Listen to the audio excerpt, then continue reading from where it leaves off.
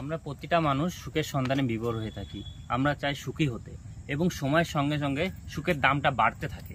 আমরা যখন স্কুলে পড়তাম 5 কিংবা 6-এ, আমার প্রয়োজন হতো সাইকেলটা হলে আমি জীবনের খুব ইম্পর্টেন্ট একটা পার্ট মনে হতো, একটা সাইকেল দরকার। সাইকেলটা পেলে হয়তো আমি ঘুরে বেড়াবো, অনেক মজা করব। এবং সময়ের সঙ্গে সঙ্গে যখন সেটাও পূরণ হলো, আস্তে আস্তে চাহিদার পরিমাণ বাড়তে থাকলো এবং আমাদের সুখের পরিমাণটা আসলে এভাবেই সময়ের সঙ্গে সঙ্গে বাড়তে থাকে। এবং যখন আসলে প্রয়োজন, যখন কলেজে উঠলাম তখন মনে হয় একটা মোটরসাইকেল হলে খুব ভালো হয়। আসলে আমরা যখন সাইকেল কিনতাম তখন 5 কিংবা 6,000 টাকা একটা সাইকেল হয়ে যেত এবং আমার হ্যাপিনেসের অথবা সুখের যেই দামটা তখন 5 থেকে 10,000 টাকার মধ্যে পূরণ হতো। এবং সময়ের সঙ্গে সঙ্গে যখন আমাদের প্রয়োজনটা বাড়তে থাকে এবং সুখের দামটা বাড়তে থাকে, তখন সুখের দামটা বেড়ে যায়। এবং একটা মোটরসাইকেল কিনতে গেলে সর্বনিম্ন 2 থেকে 3 লাখ টাকা লাগে। এবং সময়ের সঙ্গে সঙ্গে মনে হয় আসলে মোটরসাইকেল থেকে একটা প্রাইভেট কার কিংবা